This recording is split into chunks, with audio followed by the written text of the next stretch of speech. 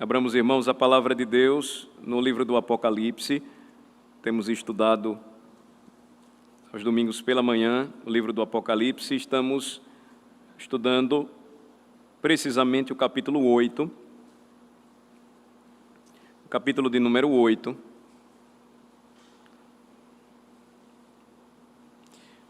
No domingo passado nós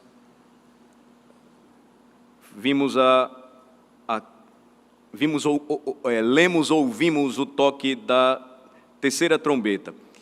Isso aí, esta passagem se encontra, esta referência, ela se encontra nos versículos 10 e 11.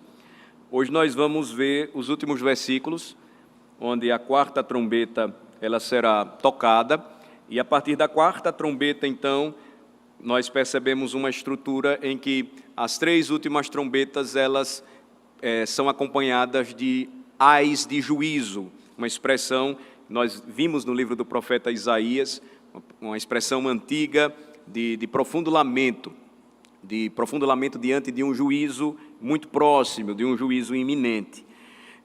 Vimos que as trombetas elas fazem referência clara a uma Jerusalém agora amaldiçoada. Jerusalém que seria queimada no ano 70 depois de Cristo, uma Jerusalém estabelecida em uma grande montanha e que agora o Senhor havia dito seria arrancada, removida daquele lugar. Jerusalém que perseguiu os apóstolos, assim como fez com o Senhor Jesus Cristo, e então os apóstolos, seguindo a ordem de Jesus, orariam com fé, clamariam por juízo. Jesus havia ensinado aos seus discípulos que se tivessem fé, até mesmo uma montanha poderia ser removida, os montes poderiam ser removidos. Vimos que esta é uma referência às Escrituras do Antigo Testamento, às nações, aos reinos. Eles são descritos assim, e juízos, referindo-se a estes reinos sendo arrancados, ou seja, totalmente apagados da história. É importante nós percebermos o que o Apocalipse nos diz, para que não haja confusão com o que, por exemplo, acontece hoje, precisamente entre Israel e Palestina.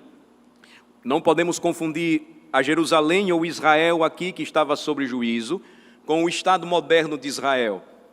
O povo de Deus não é mais aquele que nós encontramos aqui descrito. Ele estava recebendo de Cristo uma carta de divórcio. O povo de Deus, ou o Israel de Deus, se tornaria muito mais amplo. Esta era a promessa do Messias, o que incluiria também os judeus. De modo que o Estado de Israel moderno é uma nação livre, a única democracia no Oriente Médio. Ela precisa se defender, é necessário. Ela não ataca, ela só ataca quando atacada. Se ninguém a atacá-la, ela não faria isso, é fato. Infelizmente, a grande mídia não fala estas coisas, mas não podemos confundir o Estado moderno de Israel com o Israel descrito aqui. A ideia de que eles agora voltaram para a terra e eles são o povo de Deus e a igreja é um povo distinto, não. Eles precisam de Cristo, assim como os palestinos precisam de Cristo, e só haverá paz naquela terra em Cristo Jesus. Como os brasileiros precisam de Cristo, como americanos precisam de Cristo, europeus, árabes, como todos os povos precisam de Cristo para que haja verdadeira paz.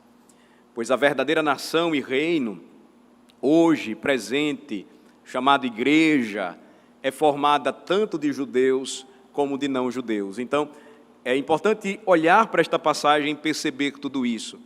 A glória desta Jerusalém aqui seria plenamente arrancada. O Senhor traria juízo, não mais o templo, não mais a gloriosa cidade edificada sobre o monte Sião, não mais uma descendência de reis. Tudo isso aconteceria porque eles voltaram as suas costas para o Senhor. Aquele que deveria ser recebido por eles, agora foi rejeitado e morto. Agora, na sequência, nós vamos ver a última parte do capítulo 8, eu queria chamar a atenção dos irmãos. Versículo 12, primeiramente, fala sobre estrelas caindo, ou um anúncio da queda de estrelas. Observem, versículo 12.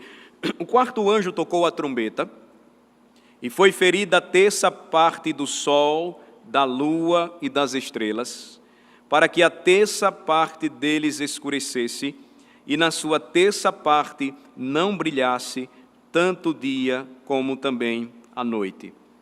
A quarta trombeta aqui é tocada e a visitação do juízo divino cairia sobre o sol, a lua e as estrelas. Está claro aí no versículo de número 12. O julgamento aqui é parcial, não total, mas, observem, mesmo assim é impressionante. E mais uma vez, as imagens do livro do Apocalipse levantam questões. Qual o significado destas imagens aqui, ou desta imagem descrita no capítulo de número 12?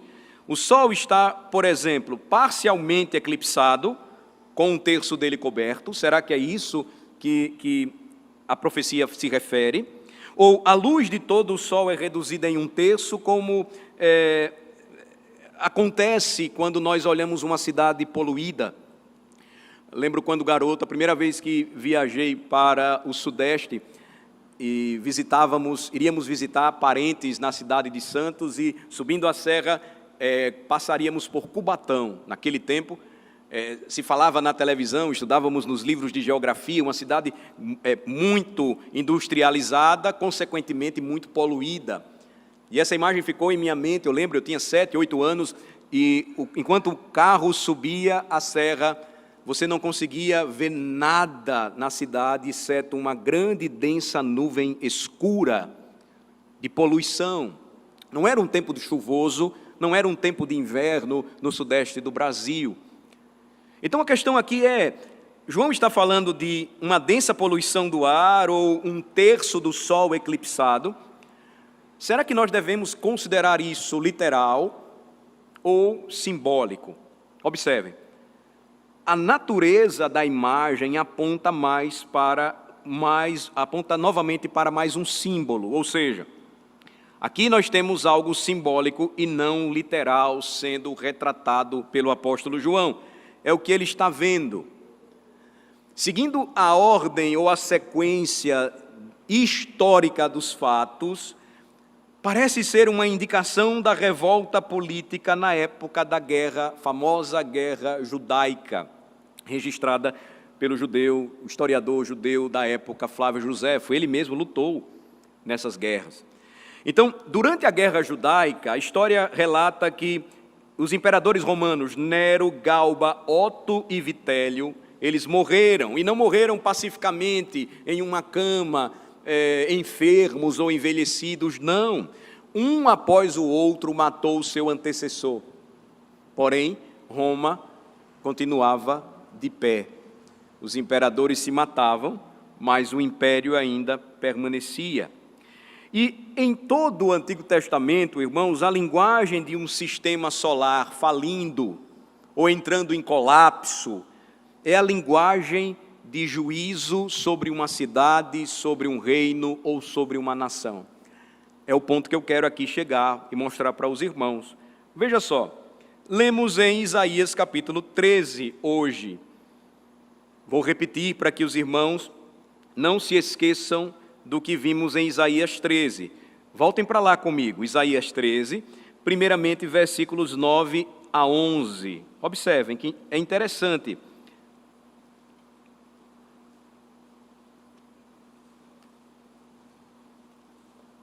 Interessante seguir essa regra de interpretação para que os textos bíblicos não sejam tomados de forma isolada.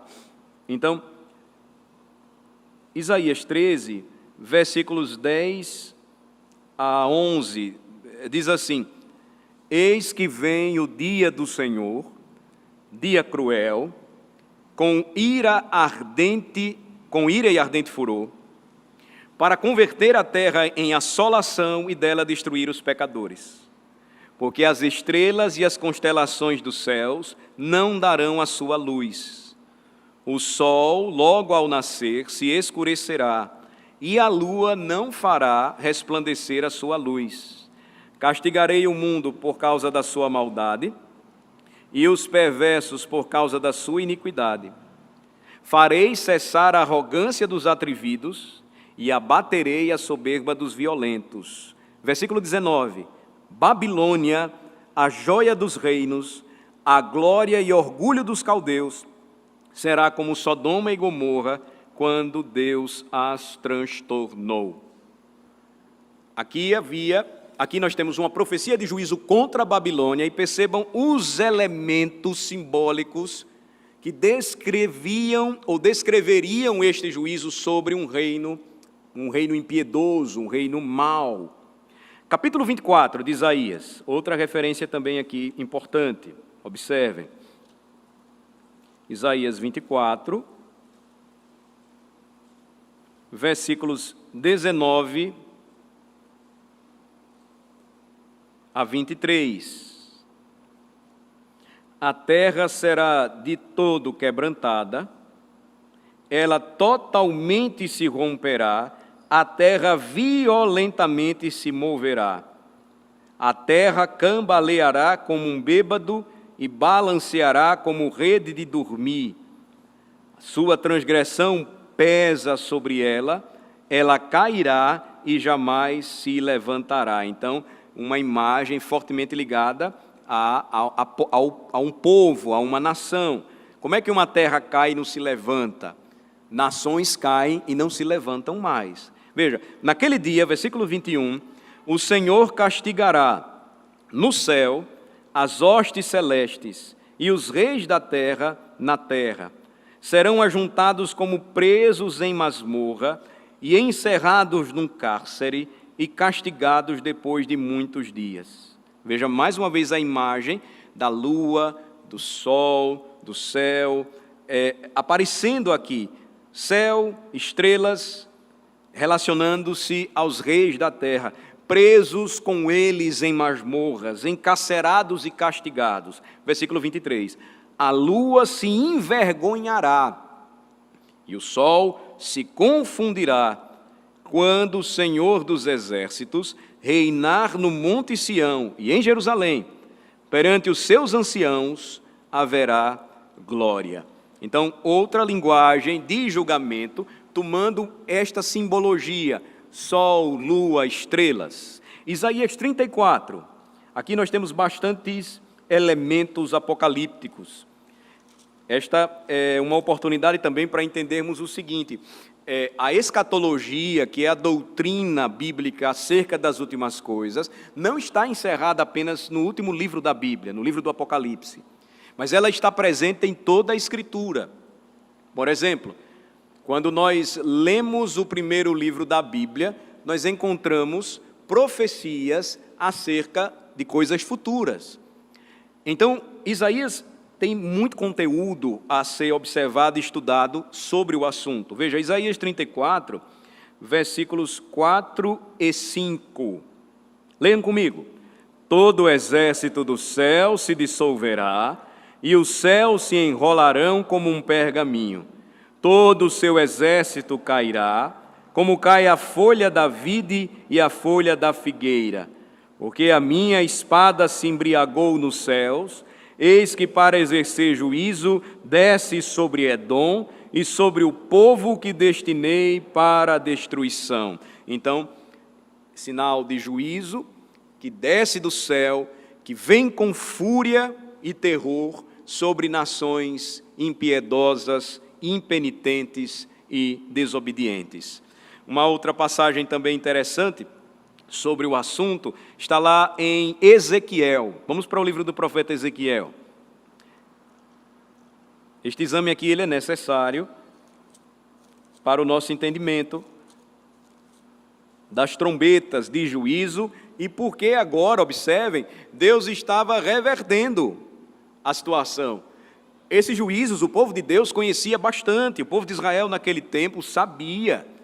Eles foram derramados sobre nações que não temiam a Deus. Mas agora, tudo isso estava se voltando contra eles, e esta era a mensagem que o Senhor Jesus estava dando para o apóstolo João, para que ele não se esquecesse de que aquela era estava fadada ao fracasso, a era judaica, pois um novo tempo havia surgido, havia sido levantado, O povo de Deus agora não seria apenas reduzido a uma nação e um reino, mas seria formada por reinos e nações, à medida em que os povos se curvassem pela fé, mediante a pregação do Evangelho ao Cordeiro e Leão, conforme o ensino do Apocalipse. Então, observem Ezequiel 32, versículos 7 e 8. Ezequiel 32, versículos 7 e 8. Quando eu extinguir, cobrirei os céus e farei enegrecer as suas estrelas, encobrirei o sol com uma nuvem, e a lua não resplandecerá a sua luz. Por tua causa, vestirei de preto todos os brilhantes luminares do céu, e trarei trevas sobre o teu país, diz o Senhor Deus. Versículos 11 e 12. Pois assim diz o Senhor Deus, a espada do rei da Babilônia virá contra ti. Farei cair a tua multidão com as espadas dos valentes, que são todos os mais terríveis dos povos.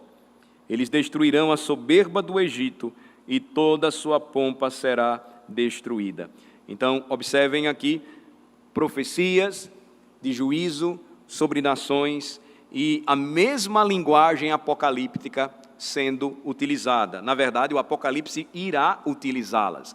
Nós lemos no livro de Joel, me permitam aqui citar o versículo 10, diante deles treme a terra, e os céus se abalam, o sol e a lua escurecem, e as estrelas retiram o seu resplendor. Joel capítulo 2, versículo 10. Ou, quando nós tomamos a profecia conhecida no capítulo 2 de Joel, e acontecerá depois que derramarei o meu espírito sobre toda a carne. Vossos filhos e vossas filhas profetizarão, vossos velhos sonharão e vossos jovens terão visões. Até sobre os servos e sobre as servas derramarei o meu espírito naqueles dias. Mostrarei prodígios no céu e na terra, sangue, fogo e colunas de fumaça. Nós sabemos que no dia do Pentecostes, estas coisas não foram reais. O Espírito Santo desce, a glória do Senhor se estabelece de forma poderosa, mas nós sabemos que não houve sangue, fogo ou colunas de fumaça. São imagens que mostram o juízo de Deus sobre a terra. O que isso significa? A confusão de línguas no passado implicava em maldição. Era maldição de Deus sobre as nações que não o obedeceram, que o odiavam, que não agradeciam por coisa alguma. Agora, o Pentecostes seria sinal de bênção, porque uma só língua reuniria todos os povos, judeus, árabes, romanos, gregos, só uma linguagem, a linguagem de Sião. Veja como isso é interessante. Ele vai dizer ainda, Joel, o sol se converterá em trevas, o sol se converterá em trevas e a lua em sangue, antes que venha o grande e terrível dia do Senhor. E acontecerá que todo aquele que invocar o nome do Senhor será salvo. Porque no monte Sião, em Jerusalém, estarão os que forem salvos, como o Senhor prometeu. E entre os sobreviventes, aqueles que o Senhor chamar. O que poucos percebem é que o que acontece no dia de Pentecostes também anunciaria o juízo iminente de Jesus. Estava para acontecer no ano 70. E só seriam salvos, diz aqui a profecia, aqueles prometidos pelo Senhor. Os sobreviventes seriam aqueles que o Senhor chamasse. Tudo isso, irmãos, está conectado, é de suma importância nós percebermos. Aí agora vamos para Atos capítulo 2, precisamente falando. Interessante que esta pregação aconteceu justamente no chamado domingo de Pentecostes, quando a igreja rememora este fato marcante. Atos capítulo 2, a partir do versículo 14, diz assim: Então se levantou Pedro com os 11, e erguendo a voz advertiu-os nestes termos: Pedro vai pregar um dos sermões mais extraordinários que nós encontramos no Novo Testamento. Varões judeus e todos os habitantes de Jerusalém, tomai conhecimento disto e atentai nas minhas palavras. Estes homens não estão embriagados, como vim dispensando, sendo esta a 3ª hora do dia. Mas o que ocorre é o que foi dito por intermédio do profeta Joel. Ele vai estar justamente a profecia de Joel, que nós lemos hoje em nossa liturgia. Do versículo 17 até o 21, acompanhe. E acontecerá nos últimos dias, diz o Senhor, que derramarei do meu espírito sobre toda a carne. Vossos filhos e vossas filhas profetizarão, vossos jovens terão visões, e sonharão os vossos velhos. Até sobre os meus servos e sobre as minhas servas derramarei do meu espírito naqueles dias e profetizarão. Mostrarei prodígios em cima no céu e sinais embaixo na terra, sangue, fogo e vapor de fumaça. Sinal de juízo sobre Jerusalém, caso rejeitasse a verdade clara de que Jesus Cristo, o Senhor, havia sido morto pelos pecados de seu povo, ressuscitado ao 3º dia poderosamente, subido aos céus e assentado à destra do Pai, enviaria o seu Santo Espírito, e aquele era o grande testemunho. Profecia antiga que estava se cumprindo. Versículos 20 e 21. O sol se converterá em trevas e a lua em sangue, antes que venha o grande e glorioso dia do Senhor. E acontecerá que todo aquele que invocar o nome do Senhor será salvo. O sol, a lua e as estrelas, portanto, são representações de governos e governantes terrenos, e o que está acontecendo com eles na visão celestial que João recebeu do Senhor é o que realmente iria acontecer com as suas contrapartes na terra. Nesse caso, por que nós chamamos de julgamento parcial? Porque o mesmo juízo que aconteceu no passado, com babilônios, com egípcios, com edomitas, cananitas, filisteus, viria também sobre Jerusalém por rejeitar ao Messias, mas viria sobre o Império Romano, que não mais se soergueria, não cairia somente sobre a Babilônia, mas sobre a Pérsia, sobre os gregos, viria sobre as nações, ainda hoje, que se voltassem, juntamente com seus governantes, contra o Senhor. Esta profecia, ela é interessante, irmãos, porque esta trombeta, ela mostra o que iria acontecer naquele tempo, mas também serviria de alerta para que os homens temessem e tremessem. A verdade ainda anunciada pela igreja, que continua sob o poder do dia de Pentecostes e que anuncia a pregação do Evangelho que diz: Jesus Cristo é Senhor. E se não se arrependerem disso, se não se arrependerem de seus pecados, de rejeitarem esta mensagem, eles então sofrerão as mesmas consequências. Mais tarde no livro do Apocalipse é importante mencionar o que acontece quando o dragão, que é Satanás, arrasta 1/3 das estrelas com a sua cauda. Veja só em Apocalipse, vamos para lá, no capítulo 12, ainda vamos chegar nesta passagem, mas me permitam citar aqui, quando João vê e escreve Apocalipse 12, versículo 4, diz assim: então vi e ouvi, a sua cauda arrastava a 1/3 parte das estrelas do céu, as quais lançou para a terra. E o dragão se deteve em frente da mulher que estava para dar à luz, a fim de lhe devorar o filho quando nascesse.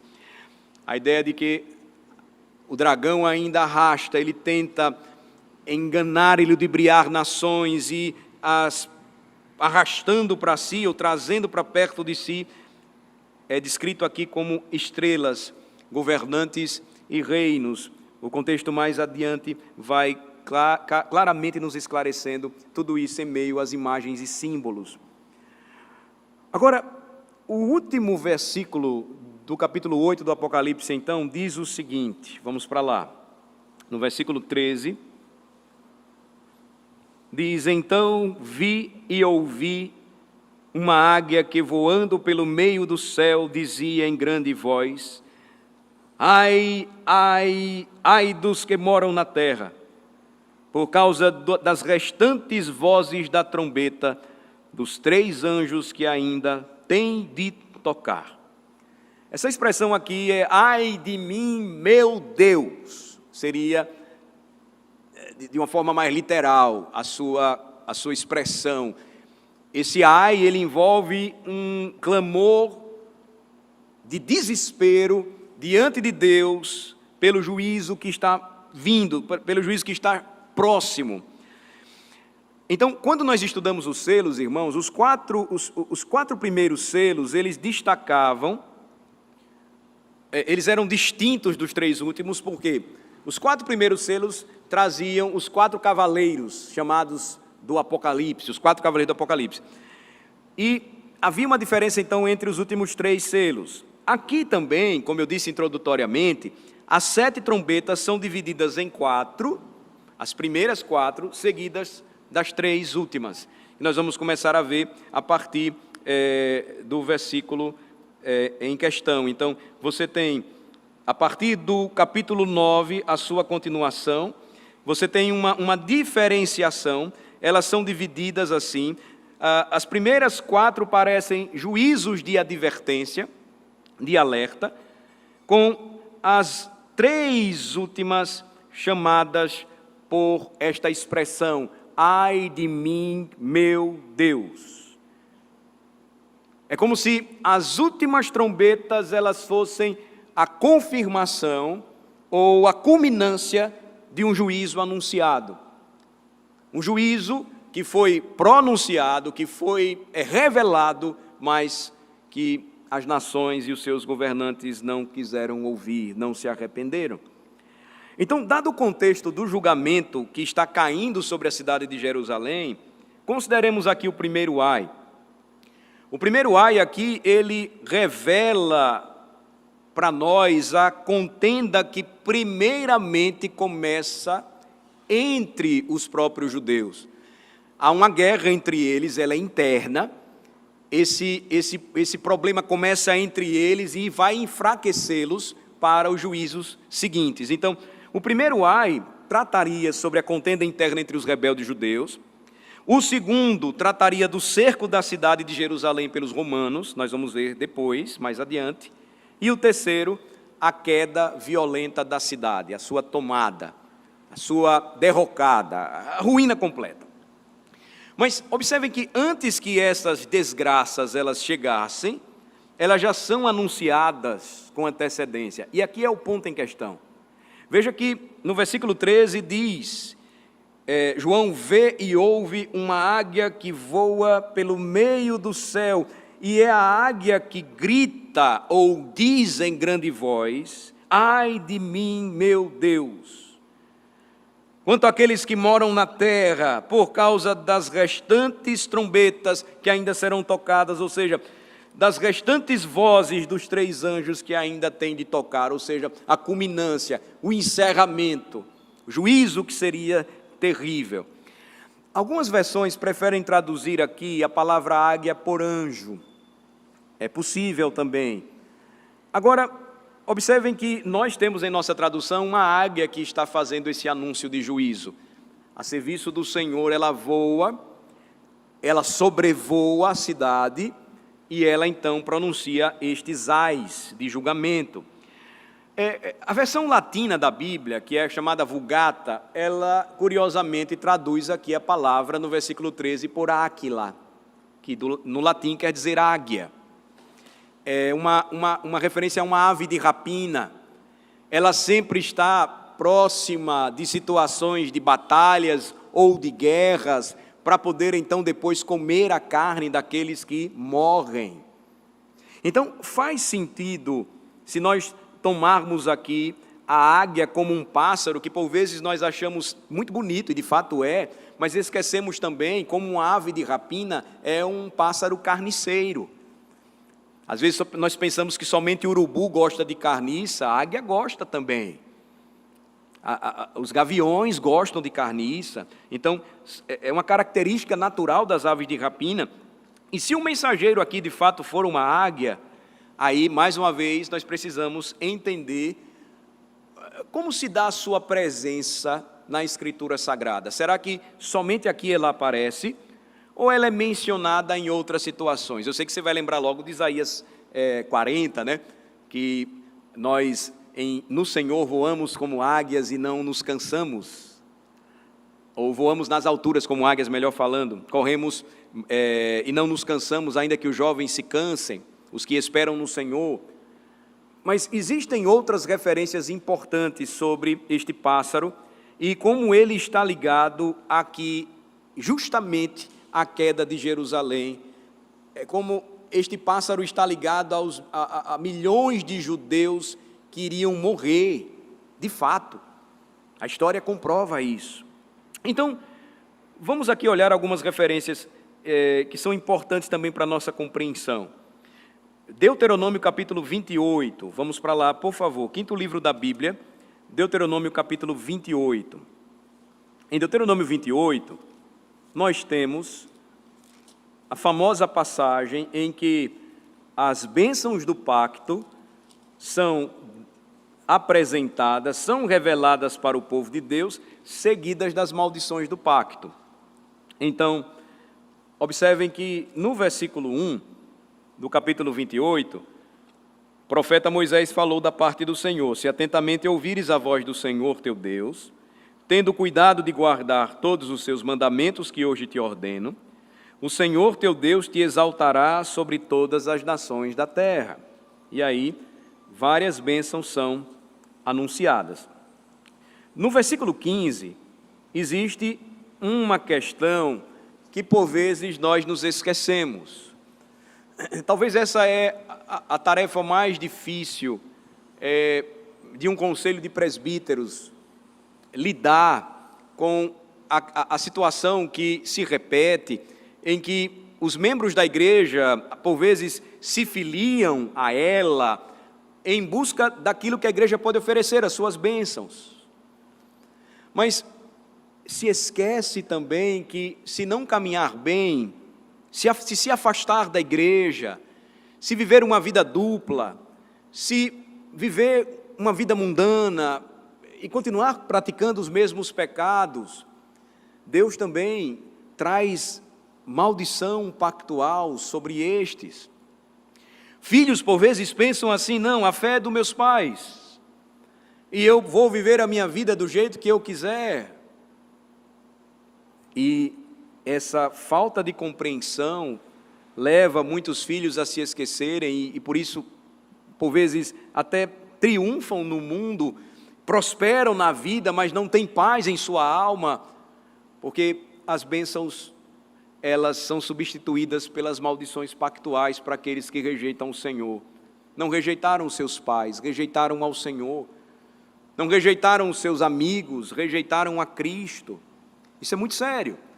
E às vezes, quando lidamos com essas circunstâncias, é comum que membros em rebelião, eles apenas digam: não, eu vou seguir o meu caminho, essa é uma questão minha com Deus, eu vou seguir a minha vida, eu não preciso dar satisfação para ninguém.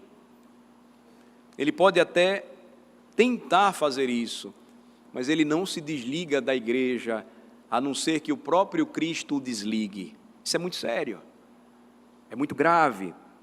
E aí, observem que nós temos esta imagem da águia, justamente em Deuteronômio 28, vejam o versículo 49, porque eu vou ler para os irmãos o que diz o início, né, a introdução a estas maldições. Diz assim: será, porém, que se não deres ouvidos à voz do Senhor, teu Deus, não cuidando em cumprir todos os seus mandamentos e os seus estatutos que hoje te ordeno, então virão todas estas maldições sobre ti e te alcançarão. E aí elas começam a ser descritas. Vocês conhecem a maior parte delas, e percebem que muitas delas estão ligadas justamente àquilo que Deus fez com os egípcios por não se arrependerem dos seus pecados.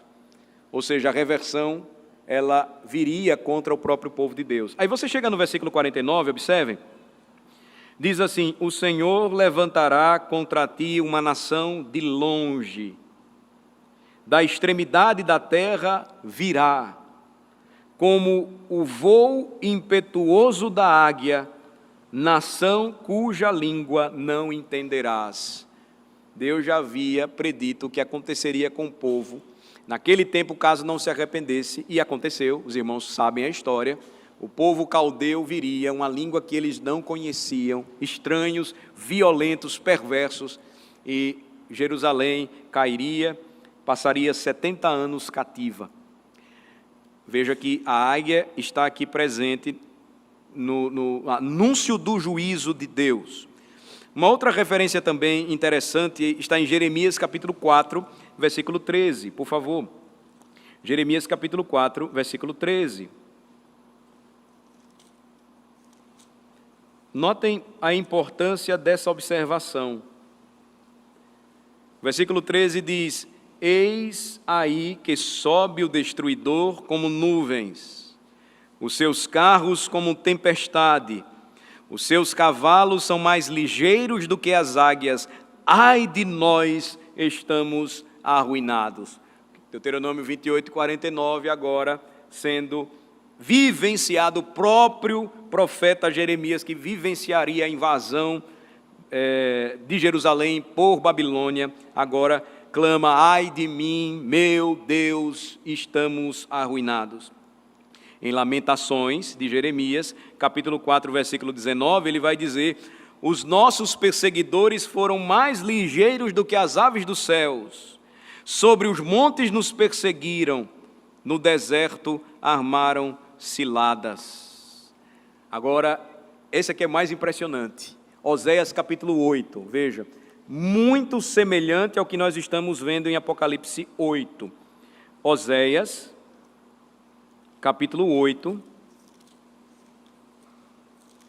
Observem comigo, por favor. Versículo 1. Oséias 8, versículo 1. Vamos ler. Emboca a trombeta, ele vem como a águia contra a casa do Senhor, porque transgrediram a minha aliança e se rebelaram contra a minha lei. Ou seja, toca a trombeta, mesmo sinal, anúncio de juízo. Ele vem como a águia contra a casa do Senhor. A razão: transgrediram a minha aliança, o meu pacto, se rebelaram contra a minha lei. Quando nós falamos, irmãos, sobre esse assunto, é importante lembrar que nenhum de nós consegue obedecer ou cumprir perfeitamente a lei de Deus. Nós precisamos de um Redentor. Nenhum de nós tem poder de agradar a Deus pura e simplesmente por obediência à lei, porque nós a quebramos constantemente, mas isso não tem nada a ver com rebelião, com rejeição à palavra de Deus, ao que os mandamentos de Deus nos ensinam e nos mandam fazer. Mas aqueles que temem ao Senhor procurarão viver assim, baseados na graça de Jesus. O juízo, então, cairia sobre Jerusalém, porque Jerusalém perseguiu e matou o Cristo, perseguiu e matou os seus apóstolos, perseguiu e matou o próprio povo. Abacuque diz: os seus cavalos são mais ligeiros do que os leopardos, mais ferozes do que os lobos ao anoitecer, são os seus cavaleiros que se espalham por toda parte. Sim, e aí ele conclui: os seus cavaleiros chegam de longe, voam como águia que se precipita a devorar. Aí você vai entender porque no sermão que Jesus pregou, chamado sermão profético, lá em Mateus 24, ele disse: onde estiver o cadáver, aí se ajuntarão os abutres, as aves de rapina. Então, a imagem lá de Apocalipse 8 é da velocidade da águia, da sua rapidez em estar presente a contextos de juízo, de anunciá-los e também aproveitar-se deles. Quando os homens caem mortos e as aves então comem a carne daqueles que morrem em batalha. Abacuque vai dizer que as águias voam rápido em sua fome. Elas mergulham, se precipitam para devorar carne. E o julgamento do pacto de ser devorado pelos pássaros de rapina, as aves de rapina, é muito comum. Lá em Deuteronômio 28, irmãos, ainda diz assim: o teu cadáver servirá de pasto a todas as aves dos céus e aos animais da terra, e ninguém haverá quem os espante. Deuteronômio 28, 26. Provérbios capítulo 30 diz: os olhos de quem zomba do pai, ou de quem despreza a obediência à sua mãe, corvos no ribeiro os arrancarão. Olha só, está lá em Provérbios 30, 17. E pelos pintões da águia serão comidos, os filhotes da águia. Então, quem não honra pai e mãe sofre juízo. E como esse juízo é descrito pelo sábio? Como sendo este filho que zomba do pai e desobedece à mãe, sendo comido pelos filhotes da águia. É como se a águia levasse a sua própria carne para alimentar os seus filhotes. O sinal de juízo, então, terrível, o sinal de juízo iminente. Uma última referência que eu gostaria de passar para os irmãos para aplicarmos, então, o estudo hoje sobre o que traz para nós o fechamento do capítulo 8 de Apocalipse. Voltemos para o livro do Apocalipse e examinemos o que diz o capítulo 19. Veja o capítulo 19, por favor, versículos 17 e 18.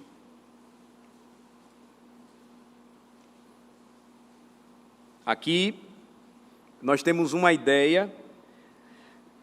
O capítulo 19 já aproxima o leitor do final da revelação que encontramos no livro. O Cordeiro vencedor é apresentado de forma gloriosa.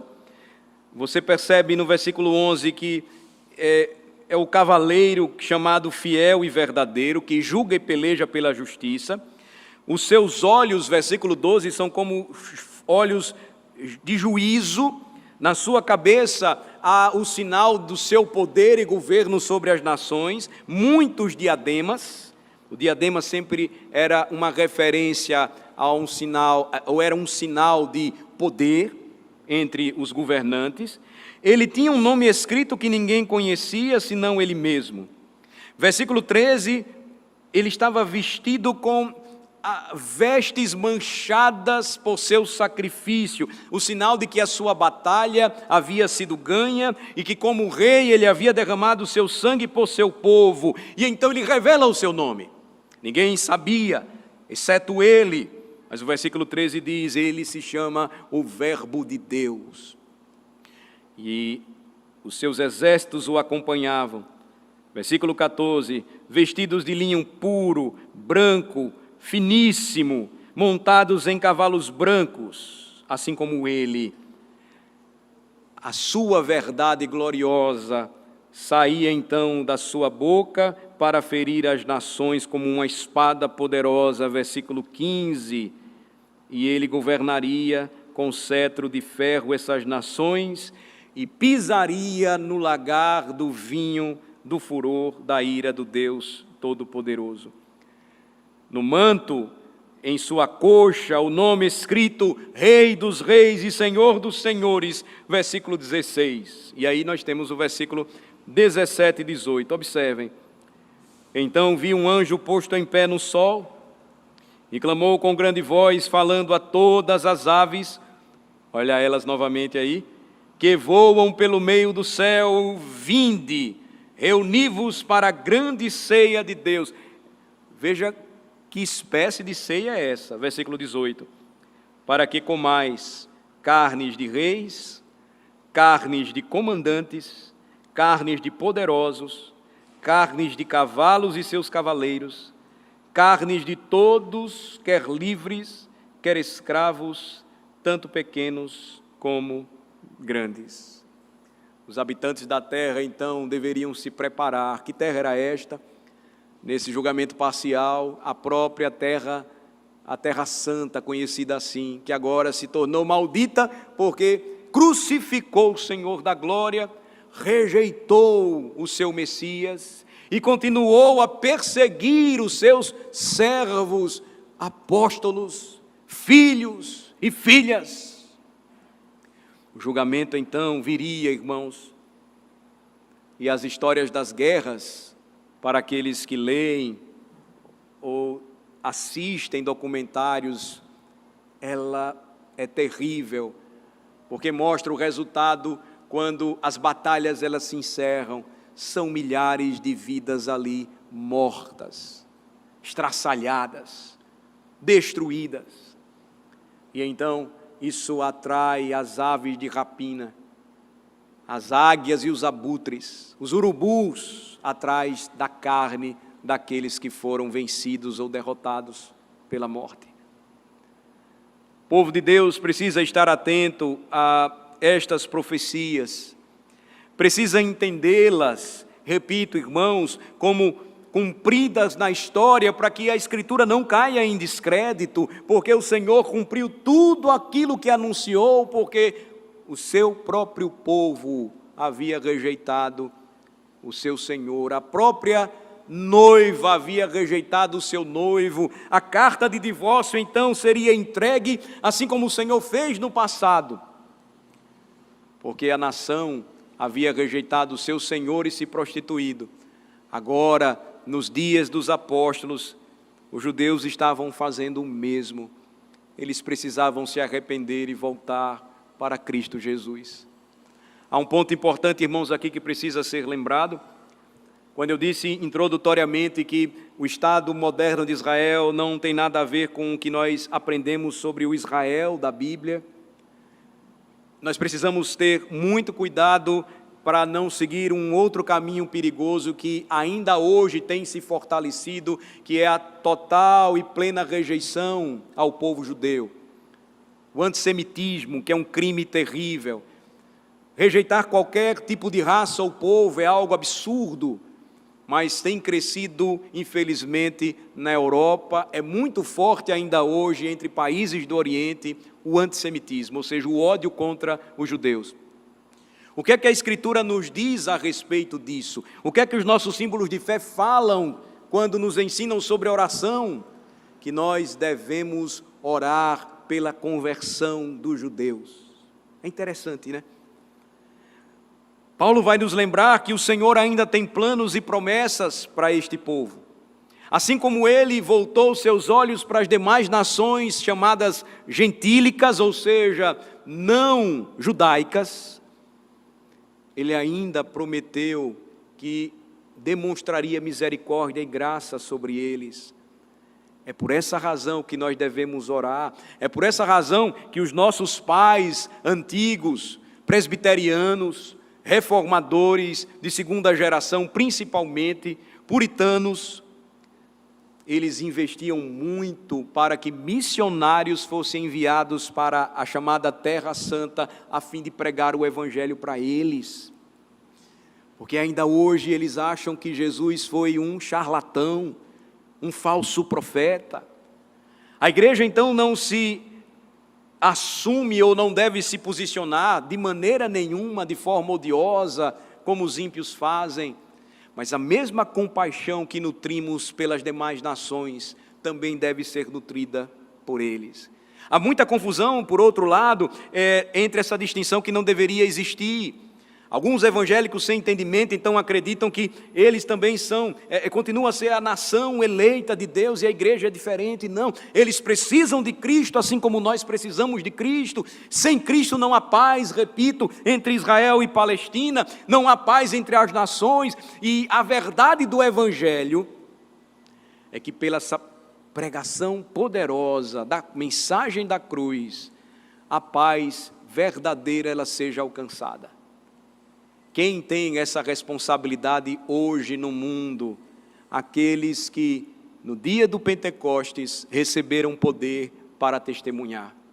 Nós fazemos parte nesta história ligada àqueles primeiros judeus, não podemos nos esquecer. pois a igreja começa com eles desde os tempos antigos. Nos dias do Novo Testamento, a igreja antiga começa entre os judeus, mas eles começam a ter uma visão nova.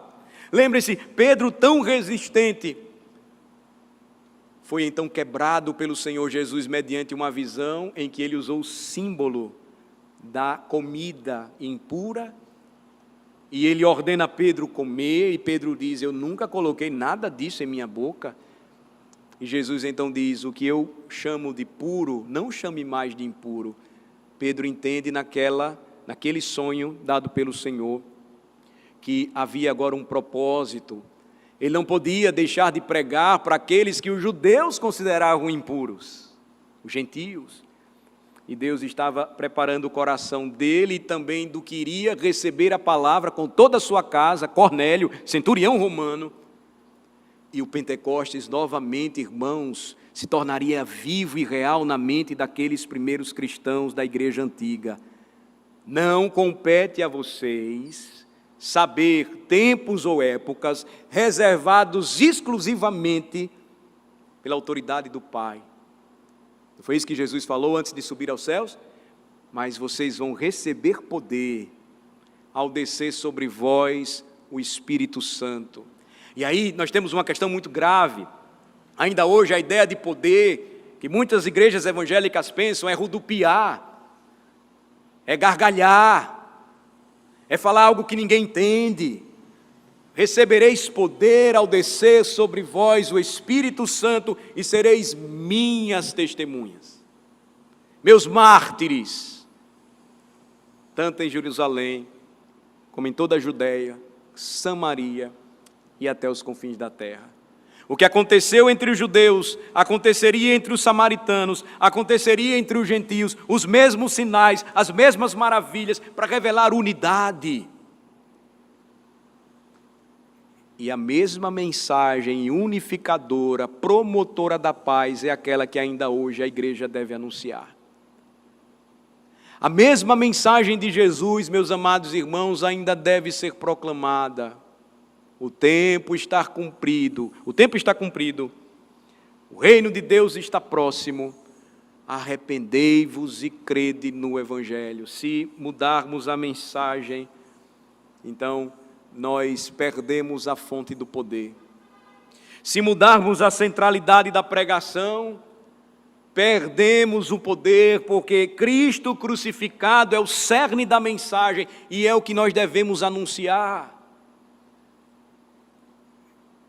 E mais importante, não é apenas algo do intelecto, mas tem que ser algo do coração também.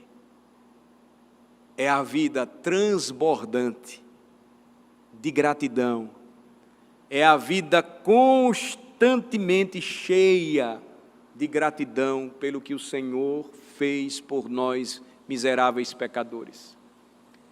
Ele nos libertou das trevas, Ele nos deu vida estando nós mortos, Ele fez com que nós escapássemos de seu juízo vindouro.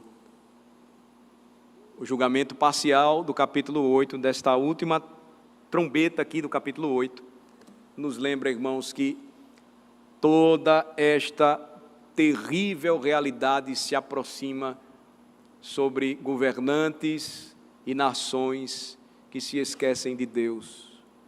A pergunta é: como iremos agir? O que devemos fazer?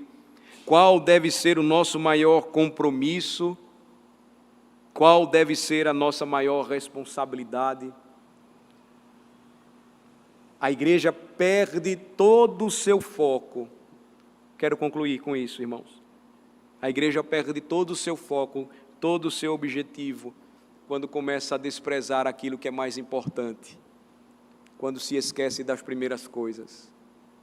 Mas quando a igreja está reunida e congregada, quando a igreja lembra que esta é a finalidade principal do homem, adorar a Deus, glorificá-lo para sempre, ela então sai mais uma vez, cheia do Espírito, para viver a sua vida neste mundo, aguardando a volta gloriosa de Jesus, fazendo discípulos de todas as nações. Quando a igreja se afasta, quando a igreja rejeita, quando a igreja não dá valor a este tempo aqui juntos, ela não entende o que acontece quando o Espírito opera em nosso meio. E mais uma vez, o dia de Pentecostes, ele é revivido. Na história está marcado, mas rememorado, experimentado, ele é revivido pelo mandamento: enchei-vos do Espírito Santo.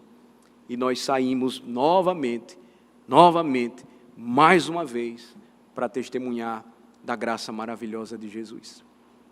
Vamos orar. Ó Senhor, abençoa-nos e concede-nos o entendimento desta revelação. A revelação da Tua Palavra nos traz instrução, mas não é uma instrução vazia, Senhor. Produz impacto em nossa alma, nos desafia a crer e viver com base no que cremos, transforma a nossa fé cristã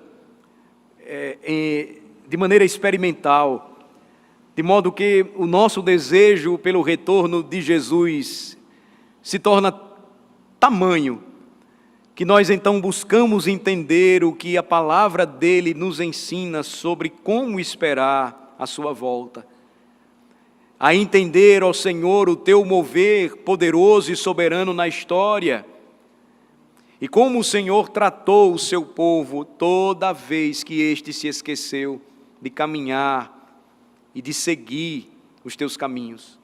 Senhor, tem misericórdia de nós.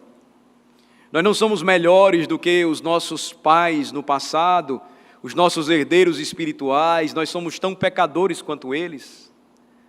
Mas ajuda-nos, Senhor, por Tua graça, a enxergarmos aquilo que hoje nós temos de forma completa, perfeita em Tua Palavra, revelada para nós.